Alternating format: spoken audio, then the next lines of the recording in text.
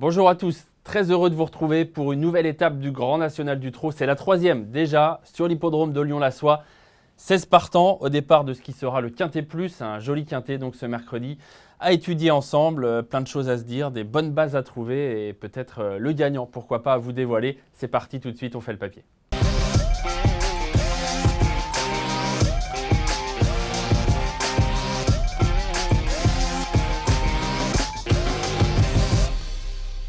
Allez, comme d'habitude, avant de faire le papier, je vous rappelle que vous pouvez bien sûr vous abonner à notre chaîne YouTube et puis n'hésitez pas, comme c'est souvent le cas, à me dire qui sont vos favoris pour cette nouvelle étape du Grand National du Trot. Forbach s'est imposé à Amiens, Orchestro a gagné la deuxième étape à Marseille-Borelli. Nous voici donc à Lyon-la-Soie pour la troisième étape, avec au départ, d'ailleurs, vous l'avez peut-être remarqué déjà, Orchestro qui sera l'un des chevaux des 25 mètres. On va en reparler dans un instant. C'est parti, on fait le papier donc ensemble de cette course qui sera support de Quintet mercredi à Lyon-la-Soie. Avec tout de suite, on va essayer de le faire assez rapide pour ce mercredi. Je vais vous faire un petit ticket, un petit condensé là, de mes choix et je vais aller tout de suite vous donner mon favori dans cette course. C'est un cheval que j'aime beaucoup. Alors est-ce qu'il va gagner? Est-ce qu'il va être deuxième, troisième, quatrième? C'est pas facile à dire avant le coup, mais je pense qu'il va être là. Il a tout pour faire un solide point d'appui. C'est Harry Carizet, le numéro 7, cheval que j'aime beaucoup. Je trouve que c'est un super cheval, il est fiable, il fait quasiment jamais de faute, il est très souvent à l'arrivée, il déçoit quasiment jamais pour ainsi dire. On va passer en détail sa candidature. Ce que j'aime bien chez lui, déjà dans un premier temps, je vous l'ai dit, c'est sa fiabilité, sa maniabilité. Il a gagné 8 courses l'année dernière, 8 courses, donc c'est quand même un cheval qui a de la valeur. Il est bien engagé au premier poteau et c'est un cheval qui a déjà fait des grosses perfs, en tout cas des perfs dans de bonnes catégories. Je vous ai montré celle-ci, c'était arrangé justement dans une étape du GNT, à mon avis plus relevée que celle qui l'attend à Lyon-la-Soie, c'est même sûr, parce qu'on avait des drôles de chevaux quand même l'année dernière dans le GNT, Horace du Goutier, Gigolo Lover, Gannet de Banville, qui faisaient sa rentrée. Alors ces chevaux-là rendaient la distance à Harry Carizet, mais ce sont quand même 3 super chevaux. Et Harry Carizet avait fait une course dure ce jour-là, il avait bagarré, il s'était un peu battu pour prendre la tête avec un autre cheval, et il était quand même 4e. Donc même en ayant une course dure, même face à de bons chevaux, Harry Carizet, je dirais, est capable de, même s'il craque un peu pour finir, d'être dans le coup. Ça a été le cas à Angers. Cette année, il a couru 3 fois. Je vous montre les 2 dernières perfs. Deuxième d'Indy Park à Agen, à Bordeaux, c'était une bonne course parce qu'il rendait 25 mètres à Indy Park, qui est un très bon cheval, un jeune qui a de bons titres et il rendait 25 mètres, c'était pas facile. Il était vraiment bon deuxième, en tout cas, il avait fait sa course, c'était correct. Et puis, dernièrement, sur l'herbe, alors il a été battu, certes, me direz-vous, par Féline de Calvi, qu'on n'attendait pas à pareille fête, vous vous en souvenez certainement, elle a gagné à plus de 180 contre 1 ce jour-là. Mais on était sur l'herbe, sur une piste pénible, pas évidente, et encore une fois, il s'en était sorti, deuxième. Je pense que ces 2 courses-là, mine de rien, l'auront un peu monté en condition, et j'espère qu'il fera encore un peu mieux ce mercredi. S'il veut gagner, je pense qu'il faut qu'il fasse mieux que les 2 dernières fois, un petit peu mieux, et ça peut suffire. Et puis, petit détail qui n'en est pas un malgré tout, parce qu'on en parle souvent dans les courses de trot, la ferrure. C'est un cheval qui habituellement, lorsqu'il court sur le sable, court plaqué devant et déferré derrière. Cette fois, il est déferré des 4 pieds, donc complètement déferré pour une course sur le sable, ce qui est assez rare. Il l'était déferré des 4 pieds dernièrement sur l'herbe, mais sur le dur, c'est quand même plus rare. Donc encore un atout dans son jeu. Ensuite, Benjamin Rochard, qui est un top driver déjà d'une part et qui deuxièmement connaît très bien Harry Carizet. Et puis, je pense que la longue distance, parce qu'on est sur plus de 3000 mètres, il faut le rappeler, 3250 mètres à Lyon-la-Soie ce mercredi. Je ne pense pas que ce soit un problème pour lui. C'est un cheval maniable qui respire bien, qui s'adapte bien, qui est capable de faire des relais sans se mettre à tirer, etc. Donc, je pense que c'est un cheval pour faire ça. Et c'est un solide point d'appui. Voilà, je ne vous dis pas que c'est un coup sûr gagnant. Moi, je l'ai mis en tête. J'espère qu'il va gagner. Ce n'est pas un coup sûr gagnant, mais c'est à mon avis quasiment un coup sûr pour être dans les 3 premiers. Harry Carizet ce mercredi et il peut gagner. Il a l'étoffe quand même d'un cheval qui peut gagner cette étape. Celui que je lui oppose, Hymne du Gers, cheval très costaud, imposant physiquement. Regardez, cet hiver, ça a été très bien. Il a gagné 3 courses quand même à Vincennes. Il a fini 3e lors de sa dernière tentative dans le meeting. On a préparé cette course puisque dernièrement, il courait ferré. Évidemment, cette fois, il va être déferré des 4 pieds. Course qui est belle pour lui. Il est bien engagé au premier poteau. Alors, GMB ne fait pas le déplacement, mais c'est son fils Nicolas qui va driver Hymne du Gers et il le connaît. Je pense qu'il a moins la faculté Carizet à accepter les relais, à avoir une course très tactique, à faire des bouts, à reprendre. Il faut peut-être faire un peu plus attention avec Hymne du Gers. C'est un cheval qu'il faut préserver dans un parcours. Il ne faut pas qu'il en fasse de trop. Mais avant le coup, il a quand même beaucoup de choses pour lui. Ses 3 victoires de l'hiver, il battait iDream qui a fait un bon meeting lui aussi. Il trottait une 12-5 quand même. Ensuite, il battait Hubble du Vivier qu'on a vu gagner récemment. Et King Cole qui lui aussi a gagné. Enfin voilà, la ligne MT Oscar qui est là, qui a bien fait aussi depuis en province. Ce sont quand même des lots qui tiennent la route. Ensuite, il a battu Harry Coyer qui est un bon cheval à entraîner en Belgique. Voilà, il n'y avait pas grand-chose à lui reprocher cet hiver. 3 victoires, c'était très bien. Et le revoilà donc affûté en configuration course. Première chance assez évidente. J'aime bien celle-ci également, Happy Danica. Encore une 7 ans. Je vous ai parlé de Happy Carizet, de Hymne du Gers et de Happy Danica. 3-7 ans. C'est logique, ce sont les jeunes au départ de ce GNT. Happy Danica, elle est douée. C'est une bonne jument. Elle vient de finir 2e de Grindelwald qui a fait très fort cet hiver, qui a été impressionnante. Elle battait Baya del Cercheo qui vient de gagner encore une fois à Vincennes il y a quelques jours. C'est une jument qu'on connaît bien, qui lorsqu'elle est déférée des 4 pieds est très performante, elle le sera. Alors corde à droite, c'est assez paradoxal parce qu'elle a de bons résultats, elle a de bons titres. Elle a gagné un quintet notamment à Caen il y a peu de temps.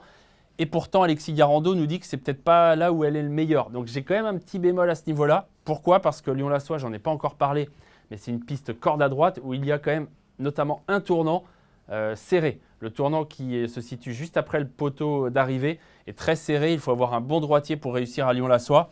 Donc sur le papier, Happy Danica a de bons titres corde à droite, mais Alexis Garando nous dit toujours attention, c'est peut-être pas une super droitière. Voilà, maintenant au papier, c'est une chance évidente. Happy Danica, elle a du talent, cette jument, et déférée des 4 pieds, elle est incontournable. Lui, il a fait le spectacle. Si vous suivez le GNT, il a fait le spectacle à Marseille-Borelli. Il a profité aussi du train qu'avaient imprimé les animateurs, qui était assez violent, assez sélectif, pour venir les cueillir pour finir. Mais quelle ligne droite! S'il refait cette valeur, honnêtement, il va être dans le coup, c'est obligatoire. Il battait Hibiscusman, qui est un top cheval, Illusion J-Pad, qui partait 25 mètres devant, et il gagnait facilement ce jour-là. Cheval qui est doué, qui est bon droitier. Il a le pilote un peu local, ou l'un des pilotes, en tout cas, du centre et du sud, David Becaer au sulky. Il est en forme. Alors, il rend 25 mètres, c'est pas évident. Lyon-la-Soie propose une étape avec plus de 3000 mètres, donc ça donne quand même une chance aux chevaux du deuxième poteau de revenir. Et puis, j'ai pris ce paramètre en compte parce que je trouve qu'il est quand même assez intéressant. Il a gagné à Vichy, donc corde à droite, sur 3500 mètres. On est un peu dans le même type de course. Vous voyez, plus de 3000 mètres, c'est quand même assez rare.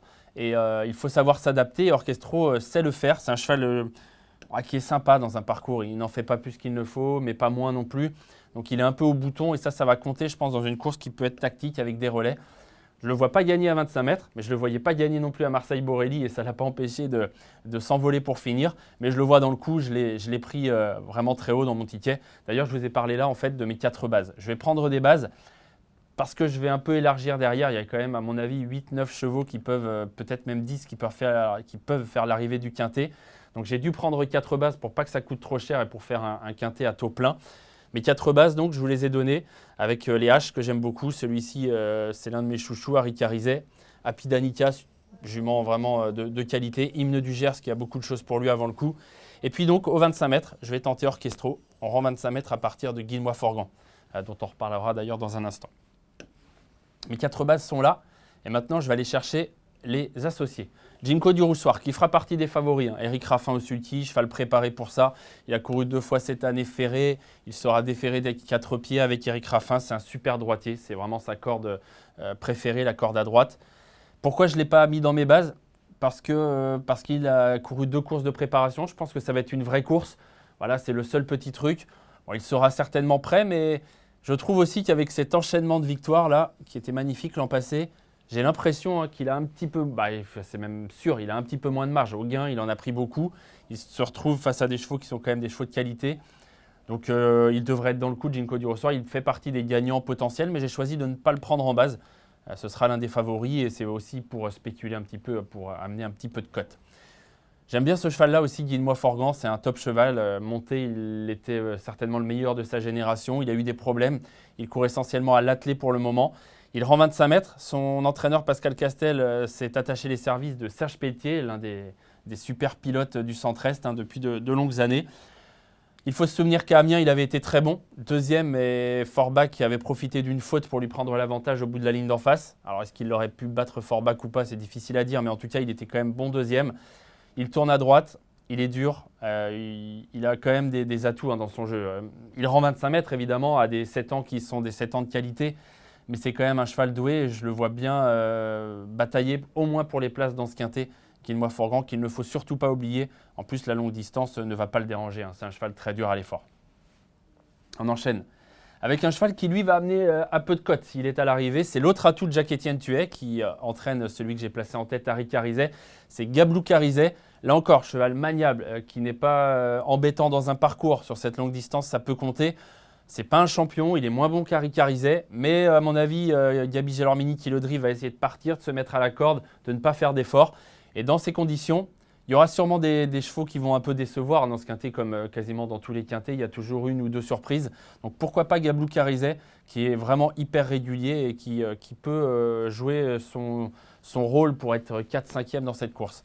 Celui-ci aussi va amener un peu de cote s'il est à l'arrivée. C'est un peu l'outsider que j'ai choisi pour pimenter les rapports. Flash Royal, je me souviens, et il faut se souvenir qu'il avait fini 2e de Gaspard d'Angis l'an passé dans une étape du GNT à Marseille-Borelli. Quand il est bien, c'est un bon cheval et il revient en forme. Donc ça fait de lui, je pense, un bon outsider. Gablou Carizet, donc pour mes associés.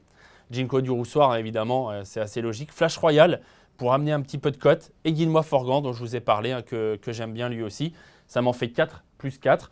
Je vous parle rapidement de ceux qui sont un peu mes regrets. Graal du Trésor, que j'aurais pu retenir, j'ai hésité. Mais voilà, face à une telle opposition, j'en ai préféré d'autres.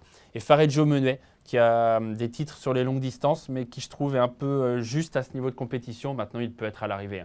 Je ne le vois pas gagner, Fareggio Menuet, mais il peut être dans le quintet, je ne l'ai pas retenu. Voilà mes 2 plus gros regrets, on va dire, dans cette course.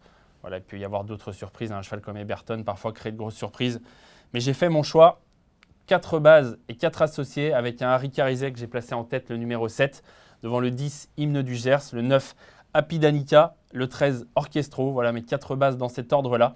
Et puis derrière, 4 associés, le 2, Gablou Carizet, le 4, Ginko du Roussoir, le 6, Flash Royal et le 12, Guillemot Forgan. Ça nous fait un ticket à taux plein à 8 €. On va essayer de toucher le quintet à taux plein ce mercredi. En tout cas, belle étape du GNT qui nous est proposée. Départ à 13h55.